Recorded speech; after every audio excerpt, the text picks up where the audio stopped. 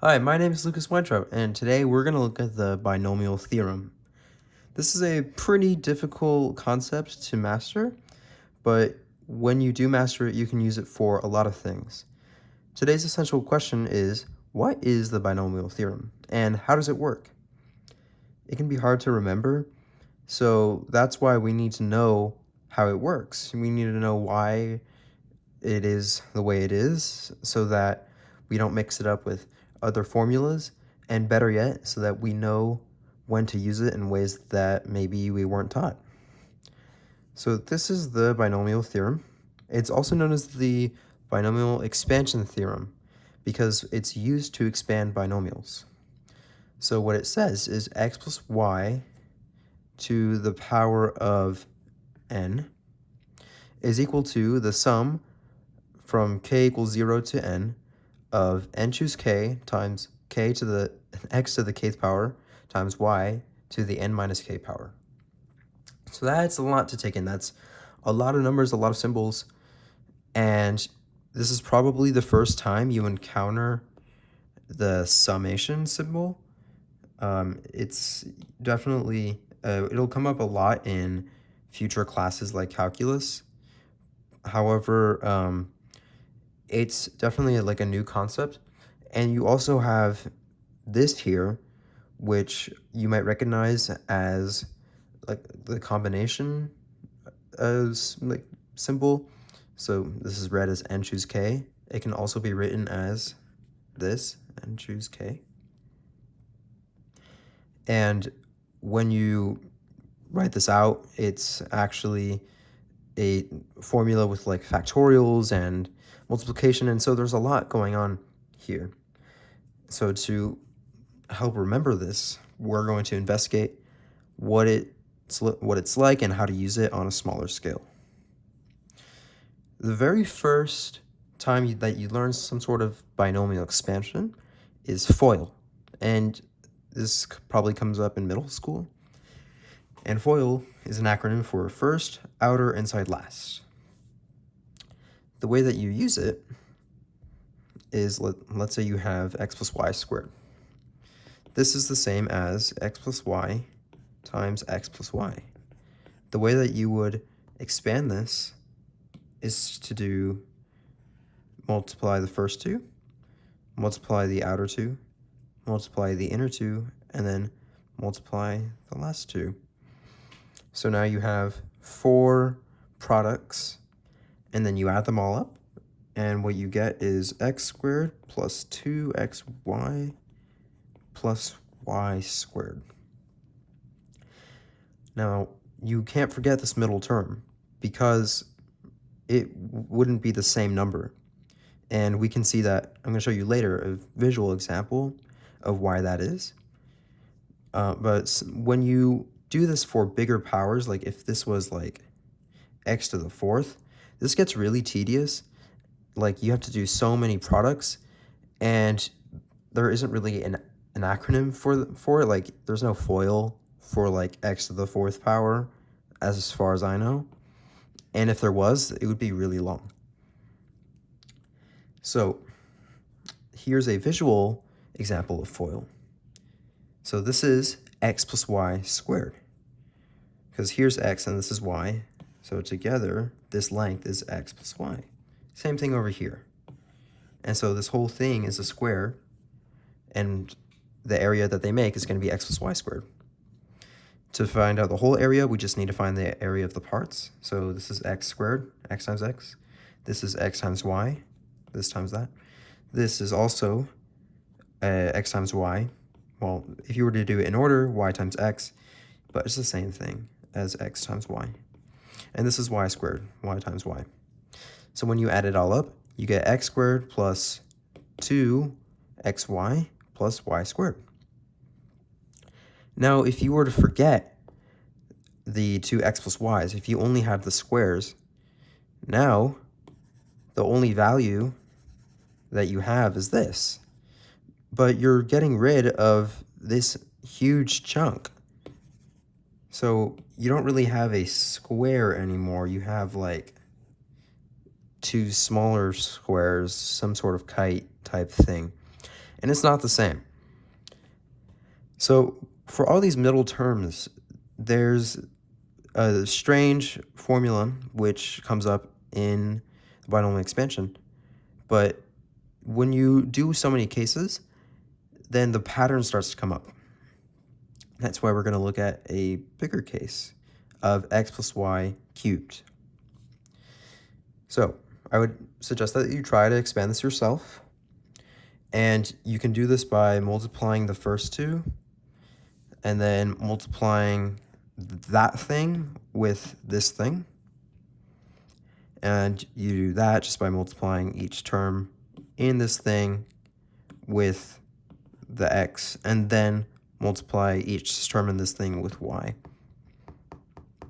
Or if you already know the binomial expansion theorem, then go ahead and use it.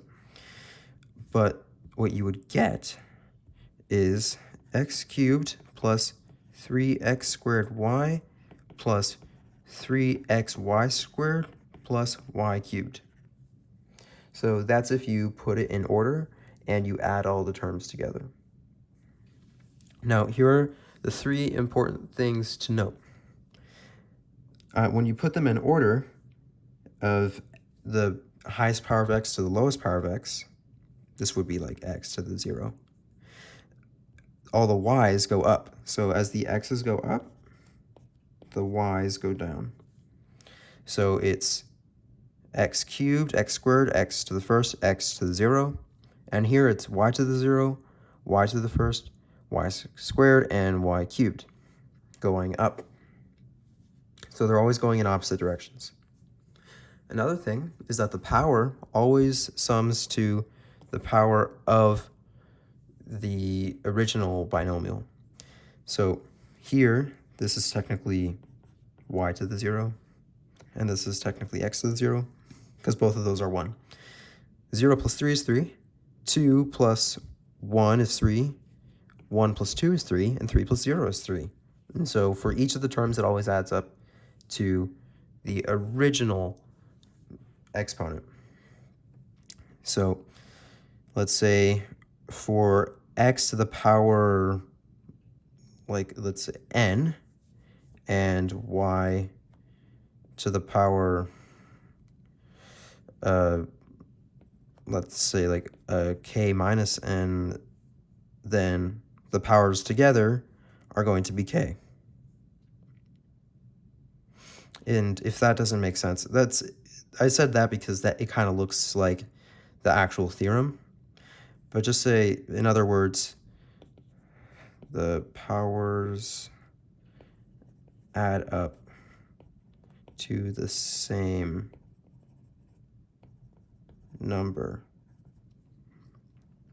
Now here's the most important thing about this expansion. So what are all these numbers? This 3 and the 3. We have a 1 in front of, if we were to write all the coefficients, we would have a 1 here. So 1x cubed, 3, 3, and then we would have a 1 here as well. And why in the world do we have 3? Why isn't it like 1, 2, 2, 1? Kind of like how earlier we had 1, 2, 1. Well, the way to do it is a super cool observation. So ask yourself, how many ways can you multiply these numbers and get x cubed? So the only way is to do x times x times x. And so that's one way for x cubed. What about x squared y? How many ways can we get x squared y? Well, we can do this x times that y, or this x times this y times this x, or this y times this x times this x. And so that's 3 ways for x squared y. And then if you do it for this term as well and this term as well, it's just the number of the coefficient in front. It's just the number of ways that you can multiply these things. And there's another word for the number of ways to do something, and that's the number of combinations And so the combinations for each term is the same as the coefficient.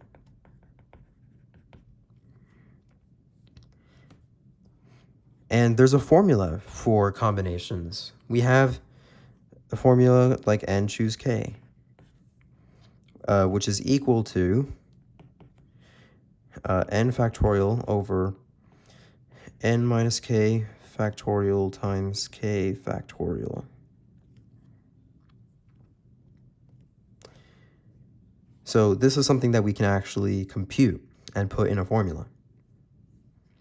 And so all you need to make the formula are these three ideas and the fact that you sum up all of these, just multiple terms.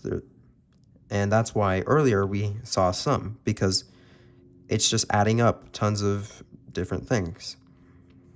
So try to write the formula from memory or guess what it would be.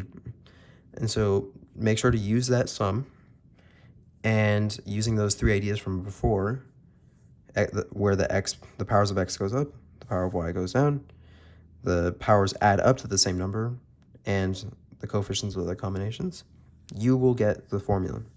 Well, you might get a number or two wrong, but I encourage you to try it and pause the video right now.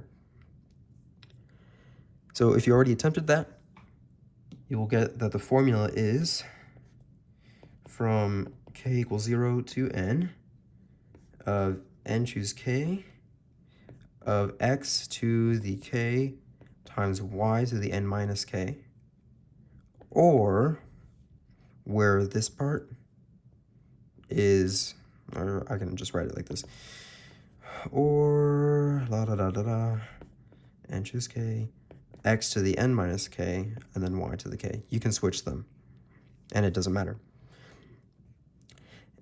And so here is the coefficient. So it's the number of ways that you can multiply x to some power and y to some power. So these are the combinations. And then this is the power of x going up. And then this is the power of y going down. The reason why this goes down is that in a sum, the values of k goes from 1 to n, so it'll be 1, 2, 3, 4, up to n. And that means n minus an increasing value is going to get smaller and smaller.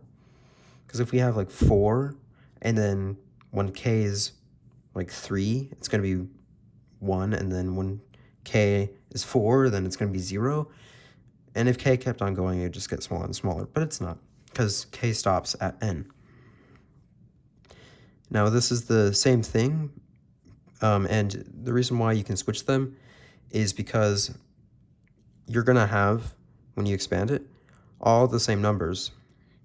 And because addition is commutative, you can just write it in another way.